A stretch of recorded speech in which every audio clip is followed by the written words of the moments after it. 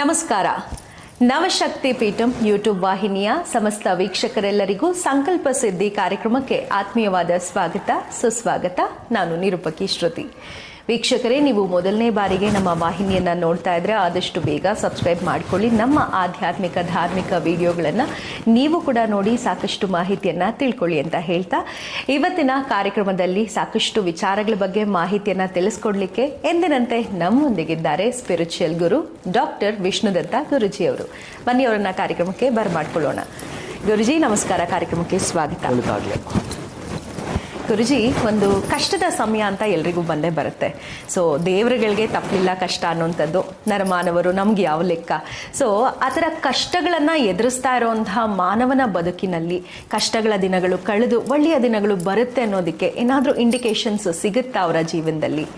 So ಸಿಗೋದಾದ್ರೆ ಯಾವ ಥರ, ಅದ್ರ ಬಗ್ಗೆ ಮಾಹಿತಿ ತಿಳಿಸ್ಕೊಡ್ತೀರಾ? ಅಂದ್ರೆ ಮನುಷ್ಯ ಪ್ರತಿನಿತ್ಯ ಕಷ್ಟಗಳು ಪಟ್ಟು ಅವನಿಗೆ ಒಳ್ಳೆ ಈಗ 7.7 ಬಂತು ಅಂತಂದ್ರೆ 7 ರಾಜ ಶನಿ ಅಂತ ಹೇಳ್ತಾರೆ. 7.5 ವರ್ಷಗಳ ಕಾಲ. ಇನ್ನು ರಾಮನಿಗೆ ತಪ್ಪಲಿಲ್ಲ 14 ವರ್ಷಗಳ ವನವಾಸ. ಸೊ ಹೀಗೆ ಮನುಷ್ಯರಿಗೂ ಒಂದಲ್ಲ ಒಂದು ನಾನಾ ತೊಂದರೆಗಳು ಕಷ್ಟಗಳು ಇದ್ದೇ ಇರುತ್ತೆ. ಸೊ ಇದ್ರ ಬಗ್ಗೆ ಮಾಹಿತಿ ಗುರುಜಿ. ಅವನ ಕೆಟ್ಟ ಸಮಯ ಮುಗಿದು ಒಳ್ಳೆ ಸಮಯ, ಒಳ್ಳೆಯ ದಿನಗಳು ಬಂದಿರೋದು ಸೂಚನೆಗಳು. ಹೌದು, ಸೂಚನೆಗಳು ಬಹುಶಃ ಕೆಲವರಿಗೆ ಗೊತ್ತಾಗ್ತವೆ. ಎದ್ದಕ್ಕಿದ್ದಾಗೆ ಅವನ ಮನಸ್ಸಿನಲ್ಲಿ ಉಲ್ಲಾಸ ಏರ್ಪಡುತ್ತೆ. ಅಂತಹದ್ದು ಒಂದು 7 ಅಂಶಗಳೇ ಕಾಣಿಸ್ಕೊಳ್ತವೆ. ಓಂ ವಿಶ್ವಸ್ಮೈ ನಮಃ. ಪ್ರೀತಿಯ ಬಂಧುಗಳೇ, ಅದು ಹೇಗೆ ಅಂತಂದರೆ, ಅವ್ರ ಕೆಟ್ಟ ಸಮಯ, ನಿಮ್ಮ ಕೆಟ್ಟ ಸಮಯ ಮುಗಿದು ಬಹುಶಃ ಗಾಢವಾಗಿ ಯದ್ವಾತತ್ವ ನಿದ್ದೆ ಮಾಡ್ತಿರ್ತಾರೆ. ಹಗಲು ರಾತ್ರಿ ನಿದ್ದೆ ಮಾಡ್ತಿರ್ತೀರಿ. ನಿಮಗೆ ಹಗಲು ಯಾವುದು ರಾತ್ರಿ ಯಾವುದು ಗೊತ್ತಾಗಲ್ಲ. ಹಾಗೆ ಬದುಕಿ ಬಿಟ್ಟಿರ್ತೀರಿ. ಯಾಕಂದರೆ ನಿಮ್ಮನ್ನು ಹಾಗೆ ಜರ್ಜರಿತ ಮಾಡಿಬಿಟ್ಟಿರುತ್ತೆ. ಎಷ್ಟೋ ತರಹದ ಡಿಪ್ರೆಷನ್ಗೆ ಹೋಗ್ತಕ್ಕಂಥ ತನಕ ಮಾಡಿಬಿಟ್ಟಿರುತ್ತೆ.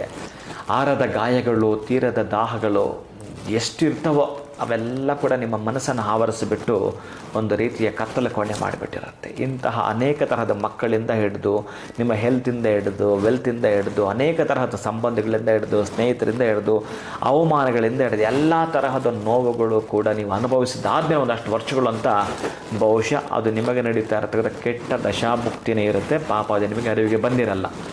ಇನ್ನು ಕೆಟ್ಟ ದಿನಗಳು ಕೊನೆಯಾಗಿ ನಿಮಗೇನಾದರೂ ಒಳ್ಳೆಯ ದಿನಗಳು ಬರ್ತಾ ಇದ್ದೀವಿ ಅನ್ನಲಿಕ್ಕೆ ನಿಮಗೊಂದು ಇಂಡಿಕೇಶನ್ ಕೊಡುತ್ತೆ ಪ್ರೀತಿಯ ಬಂಧುಗಳೇ. ಅದೇನು ಅಂತಂದರೆ, ಇಷ್ಟು ಯದ್ವಾತದ್ವಾ ನಿದ್ದೆ ಮಾಡೋ ನೀವು ಇದ್ದಕ್ಕಿದ್ದಾಗೇ ಎಚ್ಚರ ಆಗ್ಬಿಡ್ತೀವಿ. ನಿಮಗೆ 3 ಗಂಟೆ 4 ಗಂಟೆ 5 ಗಂಟೆ ಎಚ್ಚರ ಆಗ್ತಾನೇ ಇರುತ್ತೆ. ಆದರೂ ನೀವು ಹಾಗೇ ಮಲಗಿರ್ತೀರಿ. ಆ ಬ್ಲ್ಯಾಂಕೆಟನ್ನು ಹಾಗೆ ಒದ್ದುಕೊಂಡು ಮಲಗಿರ್ತೀರಿ. ಆ ಬ್ಲ್ಯಾಂಕೆಟನ್ನು ಪಕ್ಕಕ್ಕೆ ಸರಿಸಿ ಎದ್ದೇಳಬೇಕು ಅನ್ನೋ ಮನಸ್ಸು ನೀವು ಮಾಡ್ತೀರಲ್ಲ. ನೀವು ನಿದ್ದೆ ಮಾಡಿ ಕನಸು ಕಾಣೋದಲ್ಲ, ಅದು ಮುಖ್ಯ ಅಲ್ಲ. ನೀವು ನಿದ್ದೆಯಿಂದ ಎದ್ದು ಕನಸು ಕಾಣ್ತೀರಲ್ಲ, ಆ ಕನಸನ್ನು ನನಸು ಮಾಡಲಿಕ್ಕೆ ನಿಮಗೆ ದೇವರೊಂದು ಅವಕಾಶವನ್ನು ಕೊಟ್ಟಿದ್ದಾನೆ ಅಂತ. ಈ ಹಿಂದೆ ನಿಮಗೆ 3 ಗಂಟೆ ಎಲ್ಲ 5 ಗಂಟೆ ಎಲ್ಲ ಬೆಳಗ್ಗೆ 7 ಗಂಟೆ ಆದರೆ ನೆನಪೇ ಬರ್ತಿರಲಿಲ್ಲ. ಆಗ ನಿದ್ದೆ ಮಾಡ್ತಾಯಿದ್ರಿ ನೀವು. ಈಗ ನಿಮಗೊಂದು ಶುಭ ಸಮಯ ಪ್ರಾರಂಭವಾಗಿದೆ. ಹೇರಂಬನಿಗೆ ಒಂದಷ್ಟು ಆರಂಭ ಮಾಡಿ ನಿಮ್ಮ ಕೆಲಸವನ್ನು ಅಂತೇಳಿ ಒಂದು ಇಂಡಿಕೇಶನ್ ಕೊಡ್ತಾ ಇದೆ, ಒಂದು ಸೂಚನೆ ಕೊಡ್ತಾ ಇದೆ. ಅದು ನಿಮ್ಮನ್ನು ಯಾವಾಗಲೂ ಕೂಡ, ಯಾಕೋ ನಾನು ಇತ್ತೀಚೆಗೆ ಜ್ಞಾಪಕ ಬರುತ್ತಲ್ಲ, ಬೆಳಗಿನ ಜಾವಾನೆ ಬ್ರಾಹ್ಮಿ ಮುಹೂರ್ತಕ್ಕೆ ಎದ್ದು ಬಿಡ್ತೀನಿ. ಆವಾಗ ಎದ್ದು ನೀವು ಏನು ಮಾಡಬೇಕು ಅಂತ ನೀವು ನಿರ್ಧಾರ ಮಾಡಿ. ನಾನು ಹೇಳೋದಲ್ಲ. ಯಾವಾಗಲೂ ಪೂಜೆ ಮಾಡಿ ಅದು ಮಾಡಿ ನಾನು ಹೇಳೋದಿಲ್ಲ. ಕೆಲಸ ಮಾಡು, ಏನಾದರೂ ಒಂದು ವರ್ಕ್ ಮಾಡು. ನಾನು ಇದನ್ನು ಮಾಡ್ತೀನಂತ ಛಲ ತೊಡು. ಅರ್ಥ ಆಯ್ತು? ಈ ದೇಶಕ್ಕಾಗಿ ಸೈನಿಕರು ಯಾಕೆ ಕಾಯ್ತಿರ್ತಾರೋ, ಆ ಸೈನಿಕರು ಹೊರಗಡೆ ಇದ್ದಾಗ ನಾವು ಆನಂದವಾಗಿ ನಿದ್ದೆ ಮಾಡ್ತಾ ಇದ್ವಿ. ನಿನ್ನ ಪರವಾಗಿ ನಾನು ಪ್ರಾರ್ಥನೆ ಮಾಡ್ತಿರ್ತೀನಿ. ನೀನು ಮೊದಲು ಹೊರಡು, ಪೂಜೆ ಪುನಸ್ಕಾರ ಏನು ಮಾಡಬೇಕಾಗಿಲ್ಲ. ನೀನು ಮೊದಲು ಏನು ಮಾಡಬೇಕು, ಒಂದು ಪ್ರಾರ್ಥನೆ ಅಂತ ಮಾಡಿ ನಿನ್ನ ಕೆಲಸ ಯಾವುದು, ನಿನಗೆ ಯಾವುದು ಬರುತ್ತೆ ಅದನ್ನು ಆಯ್ಕೆ ಮಾಡ್ಕೋ. ಆ ಆಯ್ಕೆ ಮಾಡ್ಕೊಳ್ಳಲಿಕ್ಕೆ ರಾತ್ರಿಯ ಬ್ರಾಹ್ಮಿ ಮುಹೂರ್ತದಲ್ಲಿ ಈ ಲಕ್ಷ್ಮಿಯ ಶಕ್ತಿ ಹಾಗೂ ಸರಸ್ವತಿ ಶಕ್ತಿ ಜಾಸ್ತಿ ಹೆಚ್ಚಿಗಿರುತ್ತೆ. ಅದಕ್ಕೆ ಹೇಳ್ತಾರೆ ಬೆಳಗ್ಗೆ ಎದ್ದು ಓದಬೇಕು ಮಕ್ಕಳಿಗೆ ಅಂತ. ಯಾವಾಗ ಅಷ್ಟು ಆಕ್ಸಿಜನ್ ಲೆವೆಲ್ ಇರುತ್ತಲ್ಲ, ತುಂಬ ಪ್ಯೂರಿಟಿ ಇರುತ್ತೆ ಅವಾಗ. ಅಂತಹ ಸಂದರ್ಭದಲ್ಲಿ ಅದಕ್ಕೆ ವಿಜ್ಞಾನ ಹೇಳೋದು, ತುಂಬ ಪ್ಯೂರಿಟಿ ಇದ್ದಾಗ ಆಯ್ಕೆ ಮಾಡ್ಕೊ. ನಿಮ್ಮ ಮನೇಲಿ ಎಲ್ಲ ಕಡೆ ನೀರು ಬರುತ್ತೆ, ನಲ್ಲಿ ನಿಮ್ಮ ರೆಸ್ಟ್ ಮನೆಯೆಲ್ಲ ಬರುತ್ತೆ, ಕುಡಿತೀರಿ ನೀವು. ಮತ್ತು ಅದೇ ನಿಮ್ಮ ಅಡುಗೆ ಮನೇಲಿ ಹಾಕುವಾಗ ಹಾಕ್ಕೊಂಡಿರ್ತೀರಿ, ಅಲ್ಲಿ ಅಷ್ಟೇ ನೀವು ಹಿಡ್ಕೊಂಡು ಕುಡಿತೀರಿ. ಅದು ನೀರು ಅದೇ ಯಾಕೆ ಕುಡಿಲಿಲ್ಲ ಅಲ್ಲಿ. ಹಾಗೆ ಪ್ಯೂರಿಟಿ ಸಮಯ ಅದು ಮಾರ್ನಿಂಗ್. ಆವಾಗ ನೀವು ಎದ್ದು ಮಾಡ್ತೀನಿ ಅಂತಂದರೆ ಯಾಕೆ ಕಷ್ಟ ಬರೆದಿಟ್ಕೊಳ್ಳಿ, ನಿಮ್ಮ ಗುಡ್ ಟೈಮ್ ಸ್ಟಾರ್ಟ್ ಆಯಿತು ಅಂತ. ಅಲ್ಲಿಂದ ಆಚೆಗೆ ನೀವೇನು ಬೇಕಾದರೂ ಮಾಡಲಿಕ್ಕೆ ಸಾಧ್ಯ ಇದೆ. ಸಾಧನೆ ಮಾಡಬೇಕಾದ್ರೆ ಇನ್ನು ಆ ಹಾದಿಯಲ್ಲಿ ನಡೆಯಬೇಕು ಅಂತ ತೋರಿಸ್ಕೊಡುತ್ತೆ. ಅದು ಪ್ರೀತಿಯ ಬಂಧುಗಳೇ, 1ನೇದು. 2ನೇದು, ನಿಮ್ಮ ಕನಸಲ್ಲಿ ಮಂತ್ರಗಳ ಘೋಷ ಕೇಳಿಸ್ತಾ ಬರುತ್ತೆ. ಅದು ಕೂಡ ನಿಮಗೊಂದು ಸತ್ಯ ಸಂದೇಶವನ್ನು ನೀಡ್ತಾ ಇರುತ್ತೆ. ಎದ್ದೇಳ ಮೇಲೆ ಎಚ್ಚೆತ್ಕೋ ಎಚ್ಚೆತ್ಕೋ ಅಂತ.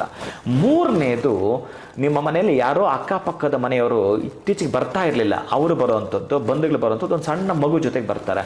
ಆ ಮಗು ನಿಮ್ಮನ್ನು ನೋಡಿದ ತಕ್ಷಣ ನಗುತ್ತಾ ಇರುತ್ತೆ. ಒಂದು 2-3 ಸಲ ನಗು ಬೀರುತ್ತಾ ಇರುತ್ತೆ ಮಗು. ಅದು ಕೂಡ ನಿಮಗೊಂದು ಸಂದೇಶವನ್ನು ಕೊಡ್ತಾ ಇದೆ, ಎಚ್ಚೆತ್ಕೋ ಎಚ್ಚೆತ್ಕೋ ಅಂತ. ನೆಕ್ಸ್ಟು, ನಿಮ್ಮ ಮನೆಯಲ್ಲಿ ಎದ್ದಕ್ಕಿದ್ದ ಹಾಗೇ ಕಪ್ಪು ಇರುವೆಗಳು ಕಾಣಿಸ್ಕೊಳ್ಳುವಂಥದ್ದು. ಆಮೇಲೆ ಆ ಕಪ್ಪು ಇರುವೆಗಳು ಕಾಣಿಸ್ಕೊಂಡ್ರೆ ಎಲ್ಲೋ ಓಡಾಡೋದಿಲ್ಲ, ಎಲ್ಲೋ ಒಂದು ಕಡೆ ನೀವು ಗಮನಿಸಿ ನೋಡ್ತಾ ಇದ್ದ ಜಾಗದಲ್ಲೇ ವೃತ್ತಾಕಾರ ತಿರುಗ್ತಾ ಇರ್ತವೆ. ವೃತ್ತಾಕಾರ ತಿರುಗ್ತಾ ನಿನ್ನ ಟೈಮ್ ಬದಲಾಗಿದೆ, ನಿನ್ನ ಟೈಮ್ ಬದಲಾಗಿದೆ ಅಂತ ಟೈಮಿಂಗ್ ಹೊಡಿತಾ ಇರುತ್ತಲ್ಲ, ನಿನ್ನ ಟೈಮ್ ಬದಲ ಎಚ್ಚೆತ್ಕೊಳ್ಳೋ ಎಚ್ಚೆತ್ಕೊಳ್ಳೋ ಅಂತ. ನೆಕ್ಸ್ಟು, ನಿಮ್ಮ ಮನೇಲಿ ಇದ್ದಕ್ಕಿದ್ದ ಹಾಗೆ ಸಣ್ಣದಾಗಿ ಈ ಒಂದು ಜರಿ, ಆಮೇಲೆ ಈ ಸಣ್ಣ ಹಾವಿನ ಮರಿಗಳು ಕೂಡ ಕಾಣಿಸ್ಕೊಳ್ಳೋ. ಎಲ್ಲಿ ಡಿವೈನ್ ಫೀಲ್ ಇರುತ್ತೋ ಅಲ್ಲಿಗೆ ಅವು ಬರುವ ಸಾಧ್ಯತೆ ಕೂಡ ಇರುತ್ತೆ. ಅದೃಷ್ಟದ ಸಂಕೇತಗಳಾಗಿರ್ತವೆ. ಮತ್ತು ಬೆಳಗ್ಗೆ ಎದ್ದು ಕೂಡಲೇ ನಿಮ್ಮ ಮನೆಯ ಮುಂದುಗಡೆ ಅಕ್ಕಪಕ್ಕ ನಿಮಗೆ ಹಸು ಕಾಣಿಸ್ಕೊಳ್ಳುವಂಥದ್ದು ಇರುತ್ತೆ. ಅಥವಾ ನೀನು ಎದ್ದು ಕೂಡಲೇ ಎಲ್ಲ ಹೊರಡಬೇಕು ಅಂದವಾಗಲೇ ಯಾರೋ ಹಾಲನವನು ಬರುವಂಥದ್ದು, ಹಾಲು ತುಂಬಿದ ಕೊಡ ನಿನ್ನ ಮುಂದೆ ಬರತಕ್ಕಂಥದ್ದು, ಇವೆಲ್ಲವೂ ಕೂಡ ನಿನಗೆ ಶುಭ ಸೂಚನೆಗಳ ಕಾಣಿಸ್ಕೊಳ್ತಾ ಇರುತ್ತವೆ. ನೀನು ಏನಾದರೂ ಮಾಡು ಅಂದರೆ ನಿನಗೆ ಇವೆಲ್ಲ ಕೂಡ ಕೀಗಳೇ, ಅದೃಷ್ಟದ ಕೀಗಳಿವೋ. ನೀನು ಇದನ್ನೂ ಕೂಡ ಗಮನಿಸದೆ ಮತ್ತೂ ಮಲಗಿದ್ರೆ ಇನ್ನೇನೋ ಹೇಳ್ತಾರಲ್ಲ ಹಾಗೆ, ನೀನು ಕೇಳಿದಿದ್ದು ಅಮ್ಮ ಕೂಡ ಅನ್ನ ಬಡಿಸಲ್ಲ ಅಂತ. ಅದಕ್ಕೆ ಈ ಸಮಯ ಅಂತ ಬಂದಾಗ ನೀನು ಎಚ್ಚೆತ್ಕೊಂಡಿಲ್ಲ ಅಂತಂದರೆ ಭಗವಂತ ಅನ್ನೋನು ಕಿರೀಟ ಹಿಡ್ಕೊಂಡು ಕೈಯಲ್ಲಿ ಗದೆ ಹಿಡ್ಕೊಂಡು ಬಂದು ನಿಂಗೆ ದುಡ್ಡು ತಗೋಂತ ಕೊಡಲ್ಲ. ಅರ್ಥ ಆಯ್ತಾ? ಅದಕ್ಕೆ ನೀವು ಮಾಡುವಂಥ ಕೆಲಸದಲ್ಲಿ ಏನಿದೆಯೋ ಪ್ರಗತಿಯ ಹಾದಿಯಲ್ಲಿ ನೀವೇನಾದರೂ ನಡೆಯಬೇಕಾದ್ರೆ ಈ ತರಹದ್ದು ನಿಮ್ಮ ಮನಸ್ಸಿಂದ ಹಿಡಿದು ನೀವು ರಾತ್ರಿ ಮಲಗಿದಾಗಿಂದ ಹಿಡಿದು ಬೆಳಗಿನ ಜಾವ ಎದ್ದೇಳೋ ತನಕ ನಿಮಗಂತ ಸಂದೇಶವನ್ನು ರವಾನೆ ಮಾಡ್ತಾನೆ ಇರುತ್ತೆ. ನೀವು ಎಚ್ಚೆತ್ಕೊಳ್ಬೇಕು. ಅದನ್ನು ಹಿಡಿದು, ಆ ಜಾಡನ್ನು ಹಿಡಿದು ನಾನೇನು ಮಾಡಬೇಕು, ಪ್ರಾತಃ ಕಾಲಕ್ಕೆ ಒಂದು ಪ್ರಾರ್ಥನೆ ಅಂತ ಮಾಡಿ ನಾನು ಈಗಾಗಲೇ ತಿಳಿಸಿದ್ದೆ ನಿಮಗೆ ಏನೇನು ಮಾಡಬೇಕು ಅಂತ. ಒಂದು ಸಲ ನಿಮ್ಮ ಕೈಗಳನ್ನೇ ಹೀಗೆ ಮಾಡಿ ಕರಾಗ್ರವಸತೆ ಲಕ್ಷ್ಮಿ ಹೇಳ್ತೀರಲ್ಲ, ಆ ಲಕ್ಷ್ಮಿಯನ್ನು ಹೆಣಿಕೆ ಮಾಡೋದು ಬೆರಳುಗಳಿಂದ ಅಲ್ವಾ, ಹೀಗಲ್ವಲ್ಲ. ಪುಸ್ತಕ ಹಿಡ್ಕೊಂಡು ಹೋದೋದು ಸರಸ್ವತಿ ಮಧ್ಯದಲ್ಲಲ್ವಾ, ಒಂದು ಮುಷ್ಟಿ ಹಿಡಿದ ಶಕ್ತಿ ಇಲ್ಲಿ ಅಲ್ವಾ ಪ್ರಾರಂಭ ಆಗ್ತಕ್ಕಂಥದ್ದು. ಅದಕ್ಕೆ ಲಕ್ಷ್ಮೀ ಸರಸ್ವತಿ ದುರ್ಗೆಗೆ ಹೋಲಿಸ್ತಕ್ಕಂತಹದ್ದು ನಿನ್ನ ಕರಗಳಲ್ಲೇ ಇದೆ ಎಲ್ಲವೂ ಕೂಡ. ಅಂದರೆ ನಿನ್ನ ಕೈಯಲ್ಲೇ ಇದೆ. ನೀನು ಸೋಂಬೇರಿ ಆಗಬೇಕಾ, ಅದೃಷ್ಟವಂತನಾಗಬೇಕಾ, ಧನವಂತನಾಗಬೇಕಾ, ದರಿದ್ರವಂತನಾಗಬೇಕಾ, ನಿನ್ನ ಕೈಗಳಲ್ಲೇ ತೋರಿಸ್ಬಿಡತ್ತೆ. ಈ ಅಸ್ತವ ವಿಷಯ ಅಂತ ಹೇಳ್ತಾರಲ್ಲ, ಆ ರೇಖೆಗಳ ಪಕ್ಕಕ್ಕಿಡಿ.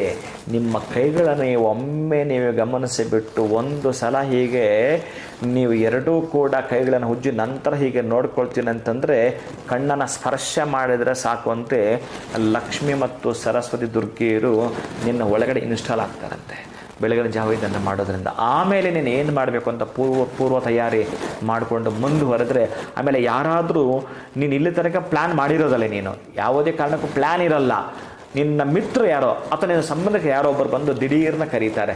ಈ ಥರ ನಾನು ಒಡಿಸ್ಸಾ ಹೋಗ್ತಾ ಇದ್ದೀನಿ, ಕಾಮಾಖ್ಯ ಬಾ ಅಂತ ಕರೆದು ಬಿಡೋದು, ಅಥವಾ ಧರ್ಮಸ್ಥಳ ಹೋಗ್ತಾ ಇದ್ದೀನಿ ಬಾ ಅಂತ ಕರೆದು ಬಿಡೋದು, ತಿರುಪ್ತಿಗೆ ಹೋಗೋಣ ಬಾ ಅಂತ ಕರೆದು ಬಿಡೋದು. ಯಾರಾದರೂ ಕರೆದ್ರೂ ಕೂಡ ನಿನ್ನ ಹತ್ರ ಪ್ಲ್ಯಾನ್ ಇಲ್ಲ, ಬೇರೆ ಏನೋ ಇದೆ, ಆದರೂ ಕೂಡ ಅವ್ರು ಕರೆದಾಗ ತಕ್ಷಣ ಅವ್ರ ಜೊತೆ ಹೊರಡೋದು ಕೂಡ. ಅಂದರೆ ಅವನ ದರ್ಶನ ಆದ ಕೂಡಲೇ ಅಲ್ಲಿಂದ ನಿನಗೆ ಶುಭದ ದಿನಗಳು ಪ್ರಾರಂಭ ಆಯಿತು ಅಂತ. ಈ ತರಹದ್ದು ನಿಮ್ಮ ಕೆಟ್ಟ ದಿನಗಳು ಮುಗಿದ ಮೇಲೆ ನಿಮ್ಮ ರಾತ್ರಿ ಎದ್ದೇಳೋದ್ರಿಂದ ಹಿಡಿದು ನಿಮ್ಮ ಮನೆ ಮುಂದೆಗಡೆ ಹಸು ಕಾಣಿಸಿಕೊಳ್ಳೋದ್ರಿಂದ ಹಿಡಿದು ಮಗು ಬರೋದ್ರಿಂದ ಹಿಡಿದು ನಿಮಗೊಂದು ಸಂದೇಶವನ್ನು ಕೊಡ್ತಾ ಇರುತ್ತೆ ಪ್ರೀತಿಯ ಬಂಧುಗಳೇ.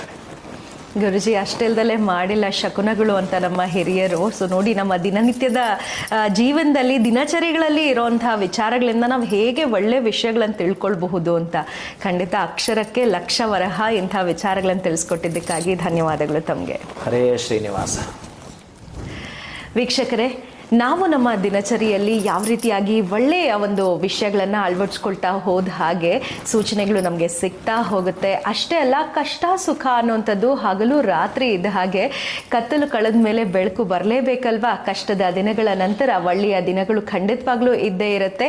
ಅದಕ್ಕೆ ಏನೆಲ್ಲ ಸೂಚನೆಗಳು ಸಿಗುತ್ತೆ ಅನ್ನೋದನ್ನ ಗುರುಜಿಯವರು ತಿಳಿಸ್ಕೊಟ್ಟಿದ್ದಾರೆ. ಈ ಎಲ್ಲ ವಿಶೇಷ ಮಾಹಿತಿ ನಿಮಗೆ ಇಷ್ಟ ಆಗಿದೆ ಅಂತ ಭಾವಿಸ್ತಾ ಇಂದಿನ ಸಂಕಲ್ಪ ಸಿದ್ಧಿ ಕಾರ್ಯಕ್ರಮವನ್ನು ಮುಕ್ತಾಯ ಮಾಡ್ತಾ ಇದ್ದೀವಿ. ಮತ್ತೆ ಸಿಗೋಣ ಮುಂದಿನ ಸಂಚಿಕೆಯಲ್ಲಿ. ನಮಸ್ಕಾರ.